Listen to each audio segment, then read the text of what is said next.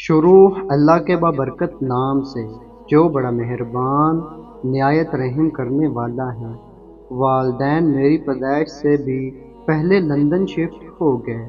میں وہیں پیدا ہوئی، پلی بڑھی اور تعلیم حاصل کی، گرچہ ہمارے گھر کا ماحول کچھ مشرقی اور کچھ مغربی تھا، یعنی کہ ماحول کے اثر سے مشرقیت میں تھوڑا سا مغربیت کا رنگ بھی شامل ہو گیا تھا، لیکن اپنے طور طریقے میرے والدین نے پوری طرح نہیں بھلائے۔ ان کی تو خواہش تھی کہ اولاد خالصتاً مشرقی اقدار کی پاسداری کرے اور اپنے دین کی طرف مائل رہے۔ ہوش سنبھالتے ہی بچہ جس ماحول میں رہتا ہے اس کا اثر کم و بیش ضرور لیتا ہے۔ ہم تو پھر پیدا ہی وہاں ہوئے۔ اسکول میں بھی انگریز بچوں کے ساتھ صبح سے شام تک واسطہ رہتا تھا۔ والدین کٹر قسم کے مذہبی نہ تھے، بین بین چل رہے تھے اور وقت کے تقاضوں سے مغلوب و مجبور تھے۔ بس ہم کو بھی انہوں نے تھوڑی سی پابندی اور تھوڑی سی آزادی دی ہوئی تھی۔ بچپن بے فکری سے ہنستے کھیلتے گزر گیا۔ جب جوانی کے دور میں قدم رکھا، مغربی طور و اطوار میں ڈھلنے لگے، ماں باپ کو فکر لاحق ہو گئی کہ اولاد پر مذہبی پابندی ضروری ہے، ورنہ بے لگام ہوتے جائیں گے۔ انہوں نے ہم دونوں بہنوں اور عدنان بھائی کو بات بات پر روکنا ٹوکنا شروع کر دیا۔ وہ اب روز ہی کہتے کہ دوست بنانے میں احتیاط سے کام لو، لڑکیاں ہوں، لڑکیوں کو دوست بناؤ، ان کے ساتھ وقت گزارو۔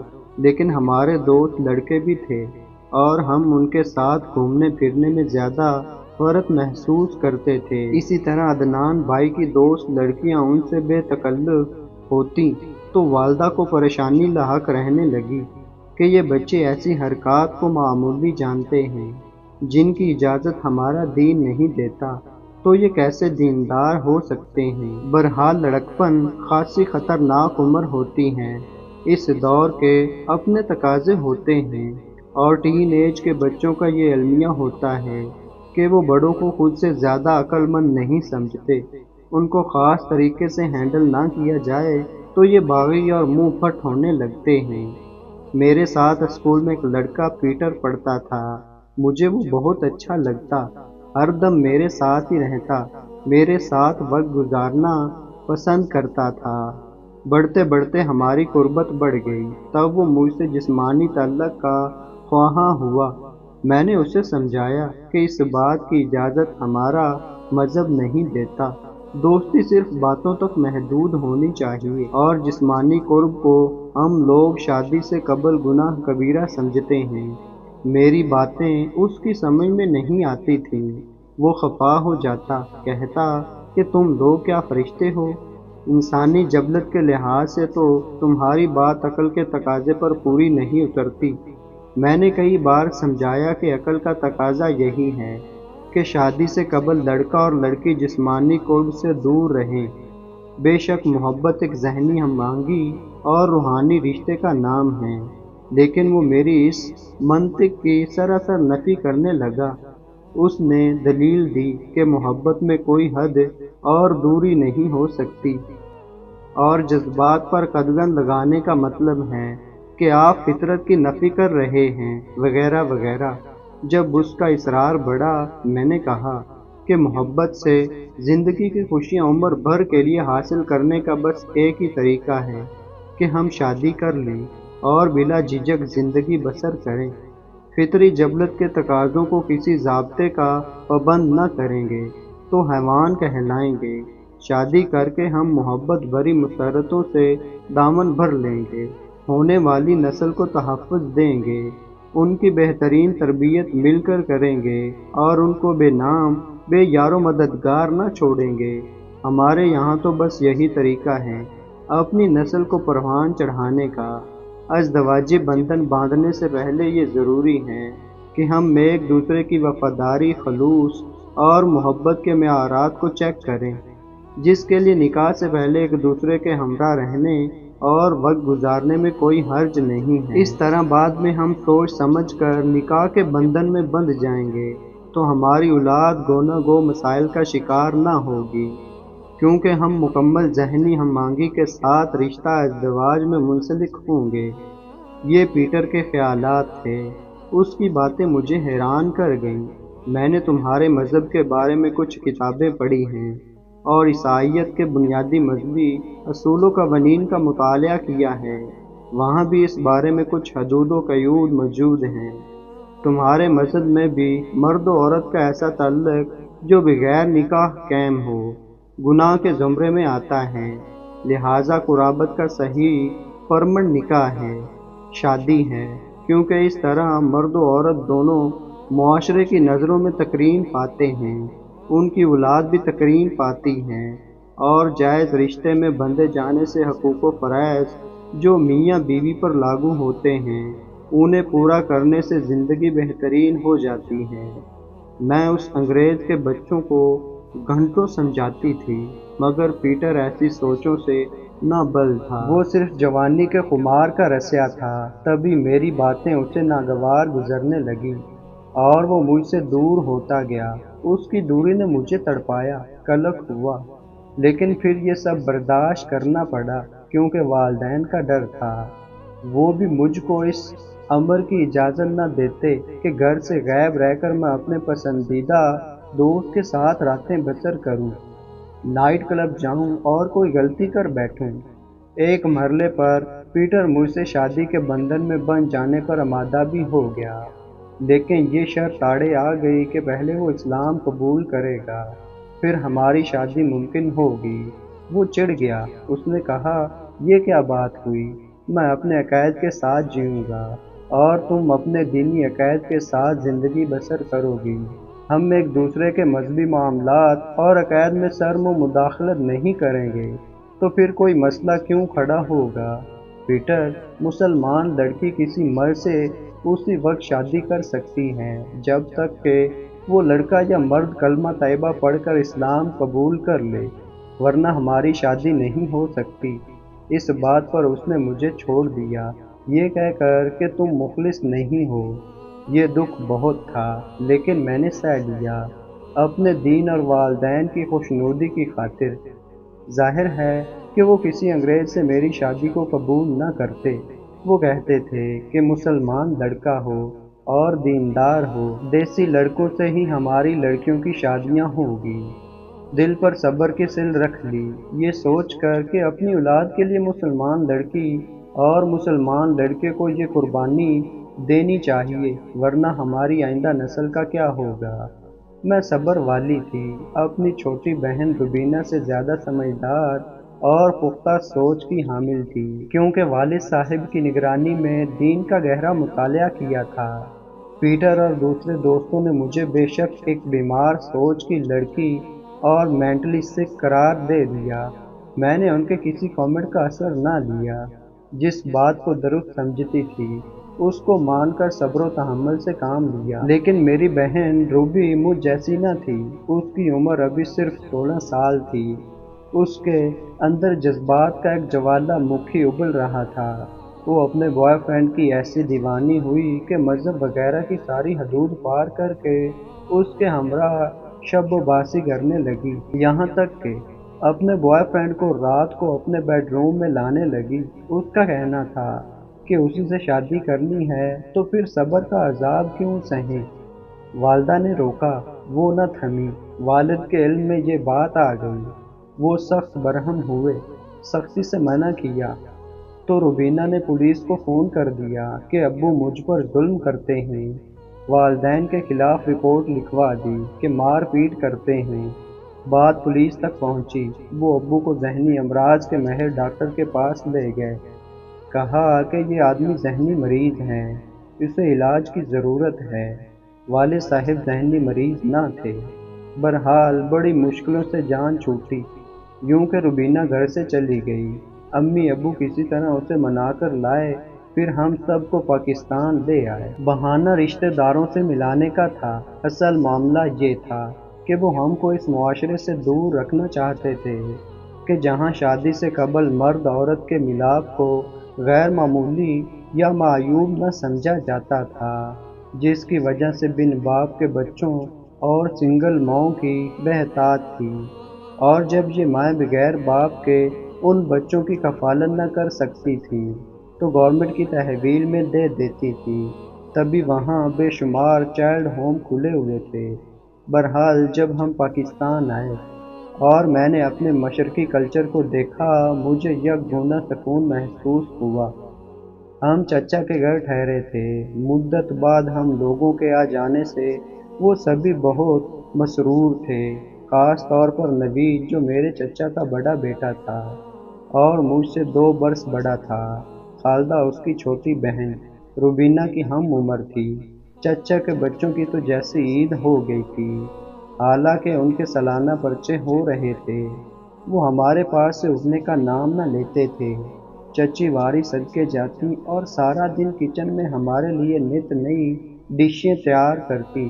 چچا جان بھی ہمارے آ جانے سے ایسے مسرور تھے جیسے ان کو کوئی کھوئی ہوئی جنت مل گئی ہو۔ تبھی میں نے سوچا، یہ رشتے بھی کیا شے ہوتے ہیں جن کے بغیر انسان ادھورا ہی نہیں، غریب ہو جاتا ہے۔ اب پتہ چلا کہ اپنا وطن تو کھوئی ہوئی جنت جیسا ہے۔ نوید 15 دنوں میں امتحان سے فارغ ہو گیا۔ سارا وقت میرے ساتھ گزارنے لگا۔ پرکشش اور دلچسپ شخصیت کا مالک تھا، ہنس مکھ، خندہ جبیں، ہنس مزاح اس کی بہت اعلیٰ تھی۔ سارا دن ہنساتا، لطیفے سناتا۔ پیٹر کی جدائی سے دل بجھا ہوا تھا۔ مرجھایا ہوا دل رفتہ رفتہ ایک نو خیز پھول کی مانند کھلتا گیا۔ کافی دنوں بعد ہنسی لبوں تک کھائی اور اب میں نوید اور خالدہ کے ساتھ خوش خوش رہنے لگی۔ روبی کو البتہ لندن بھولتا نہ تھا، وہ چند دن بھی یہاں رکنا نہ چاہتی تھی، بار بار واپس لندن جانے کا تقاضا کرتی تھی۔ اس کو اپنا بوائے فرینڈ بہت یاد آتا جس کو وہ چند دنوں کے بعد واپس آ جانے کا کہہ کر آئی تھی۔ میں تو خالدہ اور نوید کے ساتھ گھل مل گئی، ان کے ہمراہ شاپنگ اور سیر و تفریح کو جاتی تھی۔ 3 ماہ تک روبی صبر کر سکی، اس نے اپنا برا حال کر لیا اور اکیلی ہی لندن جانے کا تہیہ کر لیا۔ وہ سفارت خانے سے رجوع کرنے جا رہی تھی کہ والد صاحب نے روک دیا اور مجبور ہو کر ہم سب روبی کی وجہ سے دوبارہ لندن کے لیے عازم سفر ہوئے۔ روبی ہی نہیں، میرا بھائی عدنان بھی اب یہاں مزید رکنا چاہتا تھا اور وہ واپسی کے لیے پر تول رہا تھا، کیونکہ اسے یہاں کی آب و ہوا، گرد و غبار، فضائی آلودگی اور کنبہ سسٹم سب کچھ اذیت ناک محسوس ہو رہے تھے۔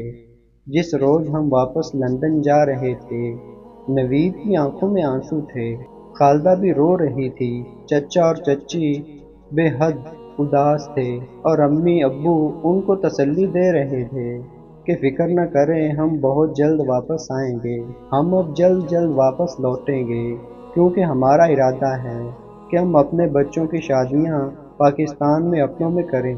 نوید کی آنکھوں میں نمی تھی، لیکن امید کی کرن بھی چمک رہی تھی، اس خیال سے کہ میں واپس لوٹ کر آؤں گی اور بہت جلد اسے مل جاؤں گی۔ میں نے اس سے وعدہ کیا کہ ضرور آؤں گی، میرا انتظار کرنا، تم سے شادی کروں گی۔ ہمارے جانے کے بعد اس کے فون آتے، وہ کہتا تھا کہ آپ لوگوں کے بعد اب دن بہت بوجھل گزرتے ہیں۔ اس کا رزلٹ آ گیا، بہت اچھے نمبروں سے پاس ہو گیا تھا۔ تقریباً سال بھر ہمارا آپس میں رابطہ رہا، جیسے میں پیٹر کو نہ بھولی تھی، وہ بھی مجھے نہ بھلا سکا۔ بالآخر اس نے ابو کی شرائط مان لی، دین اسلام کا مطالعہ کیا اور پھر اسلام قبول کرنے کا فیصلہ کر لیا۔ اسلام قبول کرنے کے بعد مجھ سے شادی کا خواہاں ہوا۔ میرے اصرار پر ابو نے میری خوشی کی خاطر رشتہ قبول کر لیا اور میں پیٹر کے ساتھ رشتہ ازدواج میں بندھ گئی۔ روبینہ نے بھی اپنی مرضی سے اپنے بوائے فرینڈ سے شادی کر لی اور میرے بھائی نے اپنی دوست گوری میم میری کو مسلمان کر کے بیاہ رچا لیا، مگر روبی اور عدنان بھائی کی شادیاں کامیاب نہ ہو سکیں، دونوں کی شادیاں طلاق پر ختم ہو گئیں۔ البتہ پیٹر کی میرے ساتھ نبھ گئی اور ہم کامیاب ازدواجی زندگی گزارنے لگے، شاید اس لیے کہ ہم نے واقعی محبت کی تھی، لیکن شادی بھی بہت سوچ سمجھ کر کی۔ میری شادی کے 15 برس بعد چچا جان کا پاکستان میں انتقال ہو گیا۔ چچی نے والد کو فون کیا کہ اب فیملی کے ہمراہ آ جائیں۔ ہم لوگ آپ کا انتظار کرتے رہتے ہیں۔ انتظار میں آپ کے بھائی اس دنیا سے چلے گئے ہیں اور اب جائیداد کے کچھ مسائل درپیش ہیں۔ آ کر ان کو حل کر جائیں تو ہمارے کئی اور مسئلے حل ہو جائیں گے۔ والد صاحب، امی، میں اور پیٹر مدت بعد ایک بار پھر پاکستان جا رہے تھے۔ کچھ عجیب سے احساسات تھے۔ چچا جان کی رحلت کا دکھ اور اپنوں کا خلوص سب کچھ ساتھ تھا۔ ایئرپورٹ پر اترتے نوید اور خالدہ نے آگے بڑھ کر استقبال کیا۔ نوید کی آنکھوں میں تو امید کے دیے جگمگا رہے تھے۔ اس نے ابھی تک شادی نہ کی تھی۔ ہمارے ساتھ پیٹر کو دیکھ کر ٹھٹکا، پھر یہ سمجھا شاید کہ وہ ہمارا کوئی فیملی دوست وغیرہ ہے جو پاکستان دیکھنے کے شوق میں ساتھ آ گیا ہے۔ خالدہ نے بھی عدنان بھائی کے انتظار میں سہاگ جوڑا نہ پہنا تھا۔ بڑی امیدوں کے ساتھ ان لوگوں نے ہم کو ریسیو کیا اور گھر لائے۔ ان کی امیدوں پر یہ جان کر اوس پڑ گئی کہ میں نے پیٹر سے اور عدنان نے میری سے شادی کر لی ہے۔ اتنے عرصے تک بھی بھلا کوئی کسی کا انتظار کرتا ہے؟ میں نے نوید سے کہا تھا، کیوں نہیں؟ کوئی عمر بھر بھی انتظار کر سکتا ہے اگر محبت سچی ہو تو۔ تم کم از کم مجھے اپنی شادی کے بارے میں مطلع تو کرتی۔ لیکن کیسے کرتی؟ تم نے تو سال بھر کے بعد رابطے ہی ختم کر دیے تھے۔ لیکن ہمارا دل دیکھو، آج تک تم سے روح کا رابطہ قائم رکھا ہوا ہے نا عجیب بات؟ ہاں نوید، واقعی یہ عجیب بات ہی ہے۔ تم دیسی لوگ ہوتے ہی عجیب ہو، بہت بھولے ہوتے ہو، کتنی جلدی کسی کا یقین کر لیتے ہو اور پھر انتظار کی آگ میں جلتے رہتے ہو، جل جل کر خاک ہو جاتے ہو۔ ہم ان کے گھر ایک ماہ رہے، جائیداد کے مسائل حل کرنے کے بعد واپسی کا وعدہ سنا دیا۔ نوید اب بالکل خاموش رہتا تھا، ایک مردہ انسان کی مانند جیسے گونگا ہوتا ہے۔ چلتے وقت جب میں نے اسے خدا حافظ کہا تو ایک فقرہ ہی کہہ سکا، آپ کا بہت انتظار تھا۔ 15 برس، 15 صدیاں بن کر گزر گئے، لیکن یہ ایک ماہ جو آپ نے یہاں گزارا ہے، لگتا ہے ایک پل کا خواب تھا، بڑا ہی بھیانک خواب۔ اے کاش میں اس بھیانک خواب کو دیکھنے کے لیے زندہ نہ ہوتا۔ امی نے عدنان سے پوچھا، میری تو تم کو چھوڑ گئی، اب خالدہ کے بارے میں کیا خیال ہے؟ اس نے کہا، ہاں ٹھیک ہے مما، جیسے آپ کی خوشی، لیکن اس خوشی کو پورا کرنے دوبارہ آئیں گے۔ ان کو انتظار تو کرنا ہوگا۔ انتظار؟ خالدہ نے حسرت سے دہرایا، کتنا انتظار؟ معلوم نہیں۔ یہ کہہ کر ہم چلے آئے تھے اور آج تک واپس نہ جا سکے۔ خالدہ نے شادی کر لی ہے یا ابھی تک عدنان بھائی کا انتظار کر رہی ہے، یہ بھی معلوم نہیں ہے، کیونکہ دوبارہ ان سے رابطہ نہیں ہو سکا۔